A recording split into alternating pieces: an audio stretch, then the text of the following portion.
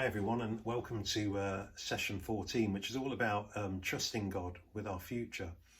When I was 22 years old, God called me to ministry. I was very much enjoying my career at W.H. Smith, the well-known bookseller and stationer in the UK. I'd already received 2 promotions and was well on the way to my next step, which was to have my own store, to be a manager of my own store. However, God had other plans for me, and He didn't want me to build stores and sell books. He wanted me to build His kingdom and lead people to Jesus Christ. And so for me, the call of God was going to mean giving up my job, my career aspirations, and my future, and head home to Leicester and serve as an intern in my local church. At the time, I was attending a small church in the tiny village of Tidgoat near Wisbech in Cambridgeshire, and I'd been praying a great deal that God would give me the confirmation I needed about giving up my career. As you can imagine, it was a massive decision. He'd done so much in my life, and I wanted to share what God had done in me with other people. And one particular morning, after the morning service in November 1985, I was stood at the back of the church chatting to one of the guys, and I realised I'd left my Bible in the pew, so I went back down and got my Bible. To my surprise, my shock, my Bible was open, and there was a verse underlined on that page. The verse said this: "Go home to your own people and tell them how much the Lord has done for you and how He has had mercy on you." That's Mark 5, verse 19. To this day, I have no idea why my Bible was open, why that verse had been underlined. The preacher hadn't preached on it that morning. I had no recollection of ever having underlined it myself. Why would I? It's not a promise of God. I began to wonder, in fact, whether an angel had been at work with a ballpoint pen after the service. But whatever way it happened, this confirmed everything that I sensed God had been saying to me and calling me to do. And a few weeks later, I resigned my position, much to my manager's shock, to follow the call of God. You know, stepping out in faith is always a challenge. If we're going to really trust God with all our heart, we will have to do this on occasion. It could be the challenge to lead a team or launch a new ministry, start a group, increase your giving, apply for a new job. It will mean hearing from God, trusting Him, and taking that first step of faith. I've watched many Christians struggle with this over the years, and I can absolutely understand why. When God challenges us to take a faith step, it can be daunting. It will mean commitment and sacrifice, cost, risk. It will mean time.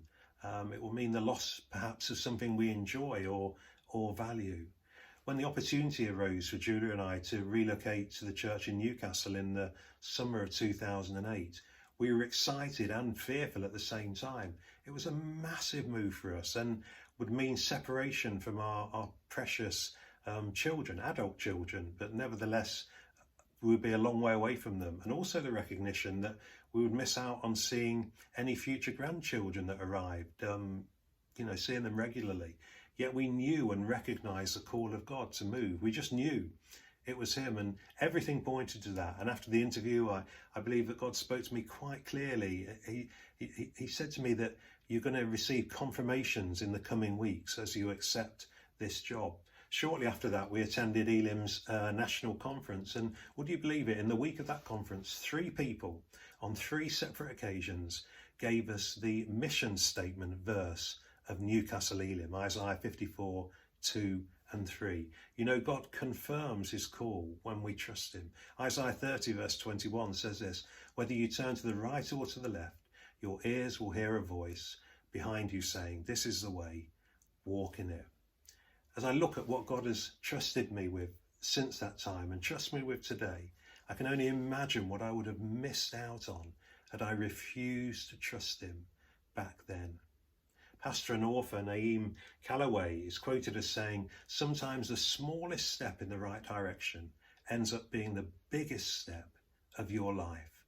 Tiptoe if you must, but take a step. Take a step." One of the most exciting and fulfilling things we can do in life is to step out and do something we've never done before. for God.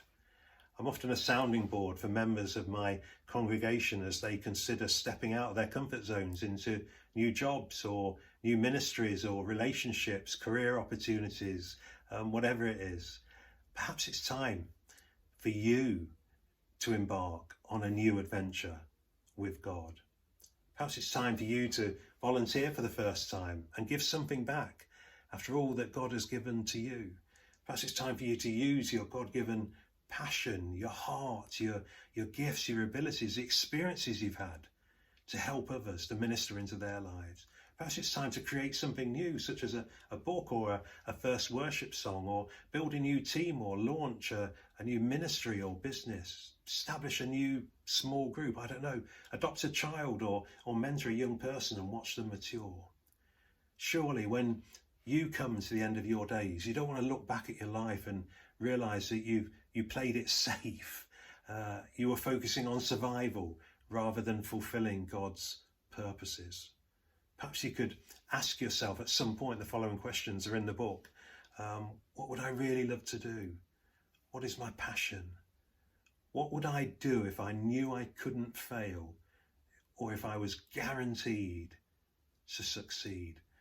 What could I do for God tomorrow if I trusted him more today? Great questions.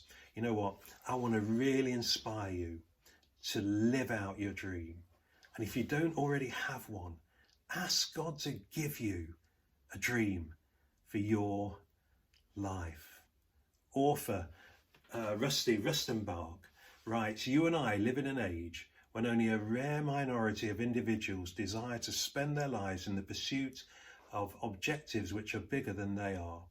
In our age, for most people, when they die, it will be as though they never lived." That's shocking, isn't it? I don't want it to be like that when I die, it will be as though I'd never lived. Wow, that's so challenging, isn't it? I want to encourage you to trust God and step out promptly when he directs you to do so. He will often allow, the enemy to test you before you're about to take a giant step of faith, or even after you've taken that step of faith, you put your head above the parapet.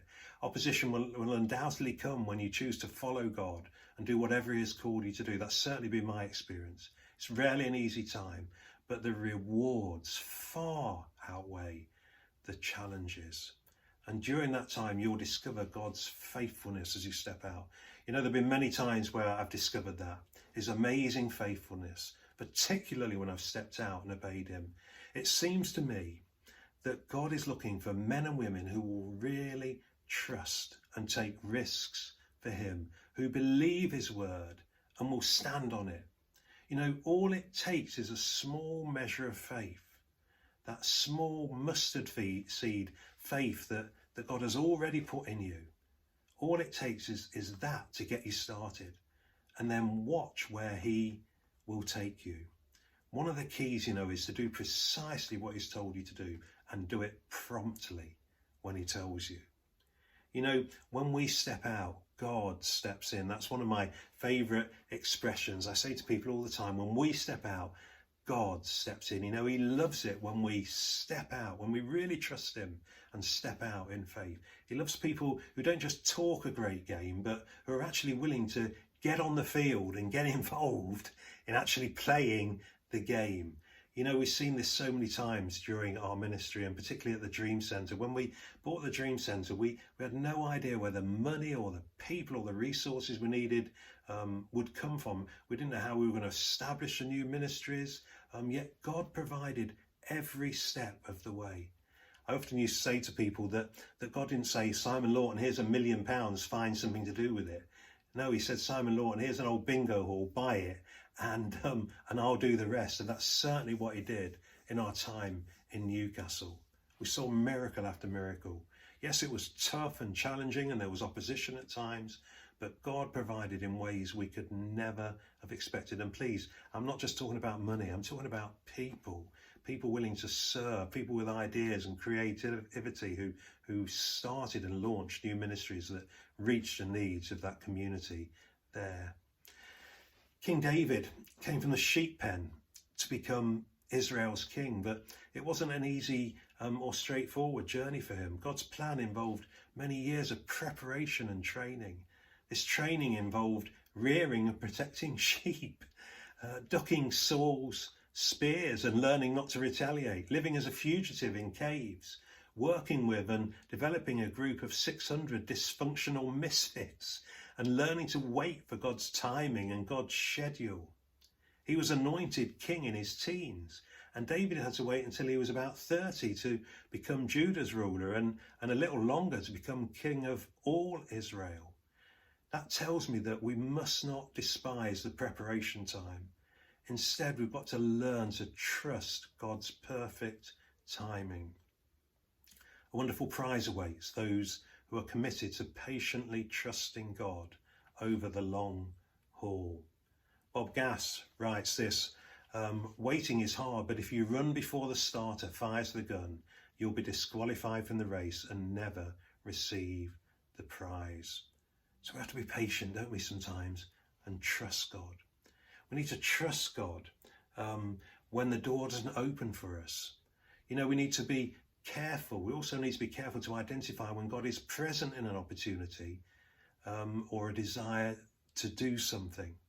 You know, during our lifetime, lots of exciting opportunities will arise, many of which will not have been from God. That's been my experience.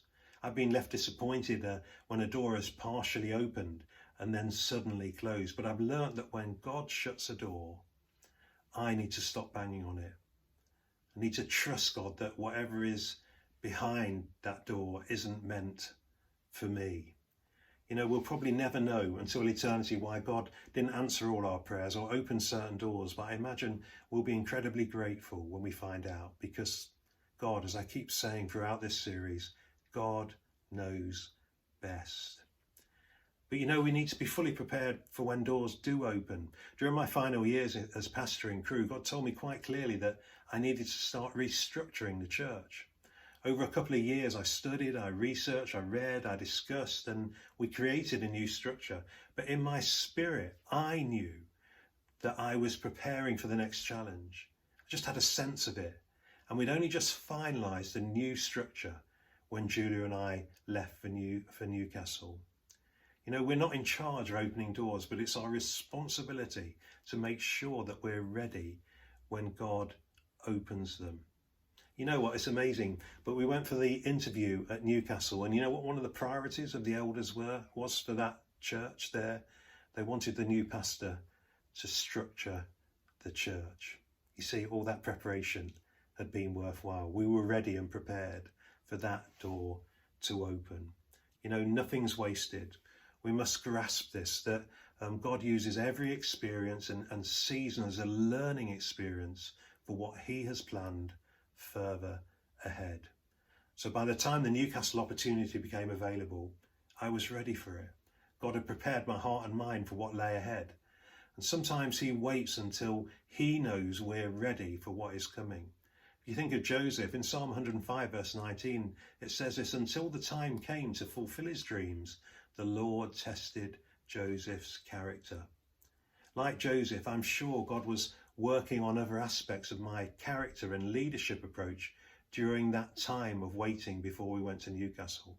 You know, he rarely moves us into our next appointment until he's sure that we are ready. And the wise person learns to embrace what God is doing in his or her life. God knows best.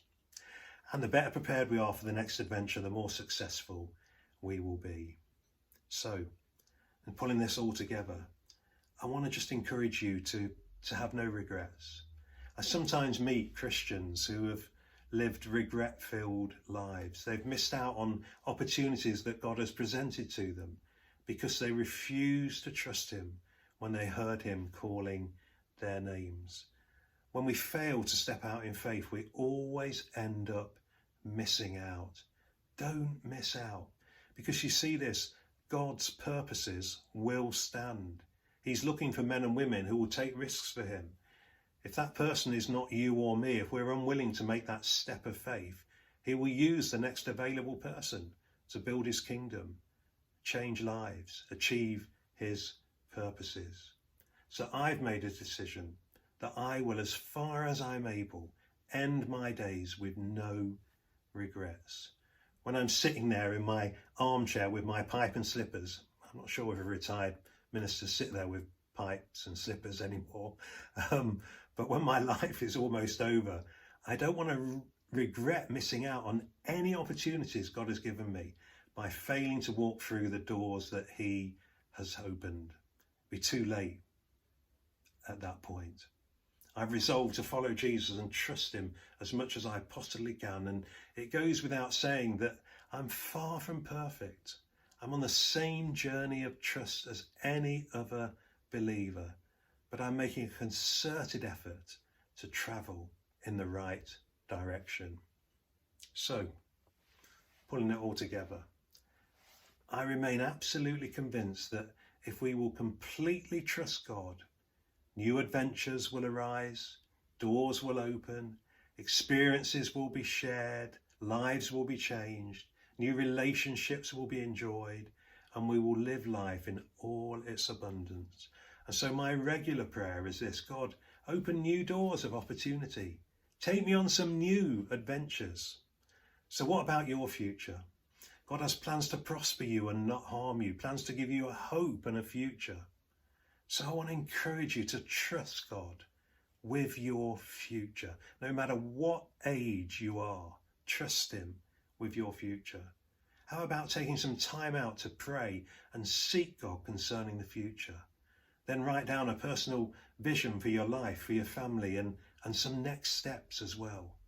You see, vision must move from imagination to action. So you need to break that dream, that vision down into goals, and then begin to take those first steps.